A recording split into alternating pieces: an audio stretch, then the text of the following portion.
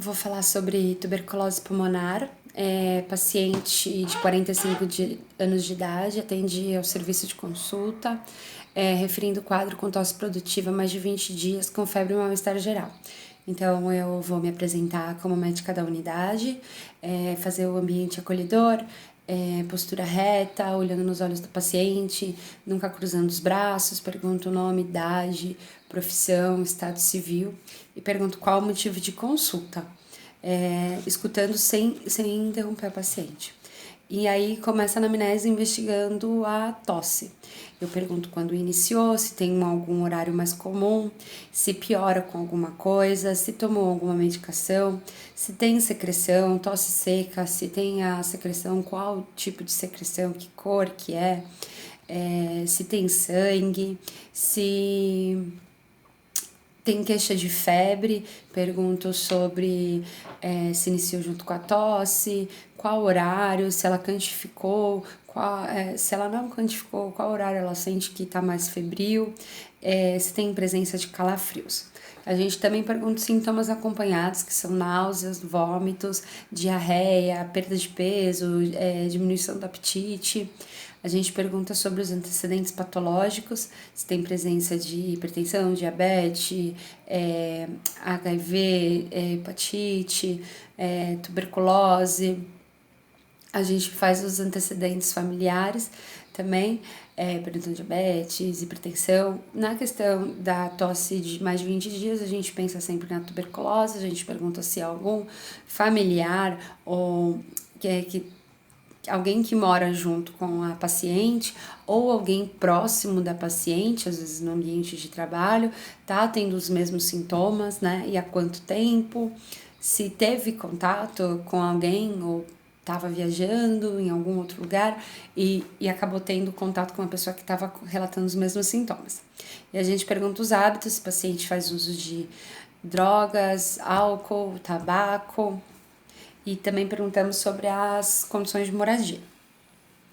Se faz atividade física. E aí o exame físico, a gente informa o paciente que precisa fazer o exame físico, se ela nos autoriza, a gente pede para o paciente subir até a maca, nós lavamos a mão, aquecemos, né? Fazemos os sinais vitais, auscultamos pulmão, coração. A gente, na conduta e orientação, a gente informa o paciente que vai solicitar alguns exames para confirmar o diagnóstico.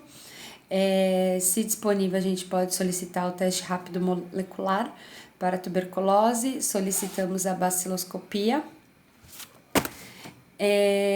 A orientação para a coleta do escarro, né? E espontâneo em domicílio, então a gente vai informar a paciente que a gente vai entregar para ela o recipiente, a gente vai verificar se a tampa está fechando corretamente, se está devidamente identificado o nome da paciente, com a data, tudo mais e o nome. A gente orienta a paciente que quanto ao procedimento de coleta, ela tem que despertar pela manhã, lavar bem a boca, inspirar profundamente, prender a respiração por um instante e escarrar após forçar a tosse. Repetir essa operação por 3 vezes, evitando que esse material se escorra pelo potinho ou pela parte externa, né? Informar que o pote tem que ser tampado, colocado num saco plástico com a tampa para cima e que ele permaneça nessa posição. E se for realizada a cultura para o bacilo, a gente tem que proteger da luz solar, né? Caso fique na paciente não possa levar no momento, a gente pede para ela colocar na geladeira esse pote em 5, no máximo 7 dias. A gente vai solicitar também uma radiografia de tórax, né? A gente vai solicitar também um teste de HIV, se o paciente gostaria, sempre perguntar, pede teste de HIV, a gente sempre solicita a autorização da paciente.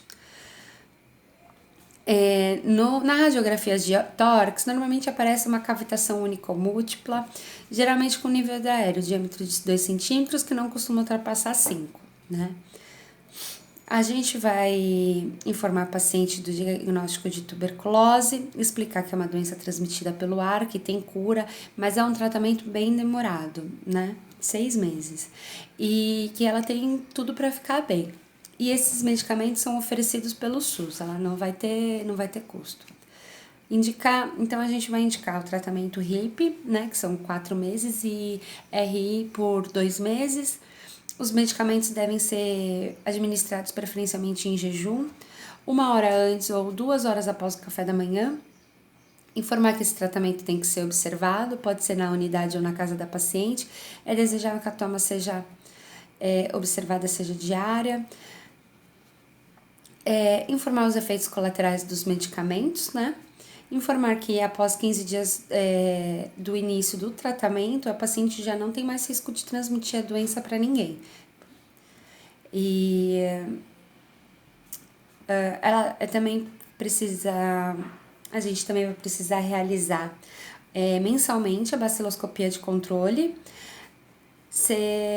E ela é indispensável, essa baciloscopia no controle, no 2º, no 4º e no 6º mês de tratamento.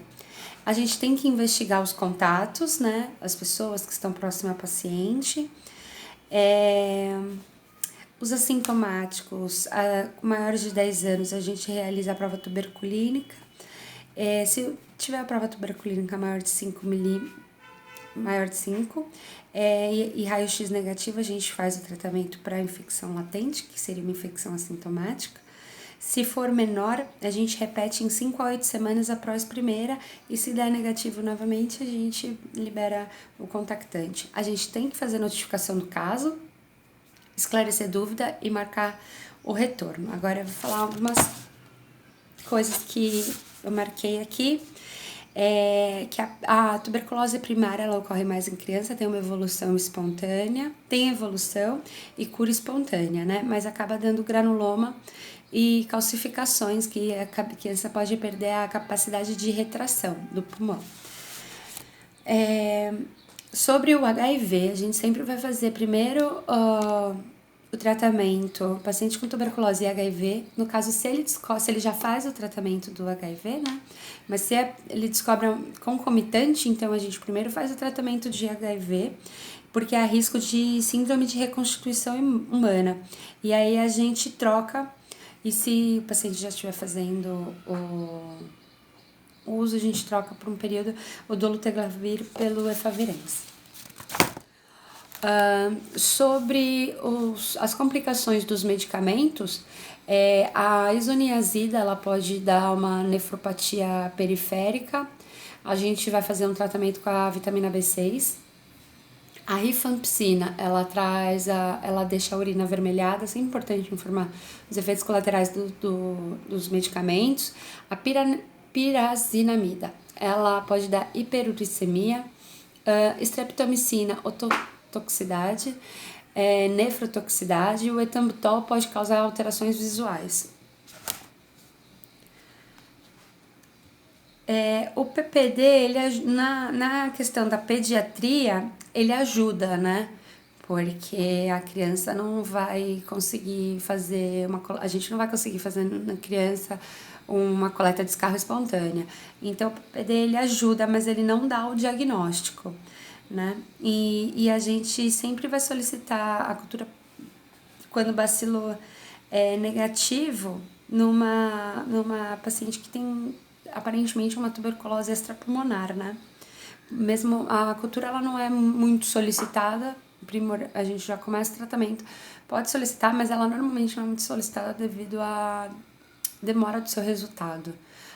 Na verdade, não é que ela é muito solicitada, a gente começa o tratamento, mesmo sem o resultado da cultura, com PPD e raio-x já podemos começar, porque a cultura sempre acaba demorando.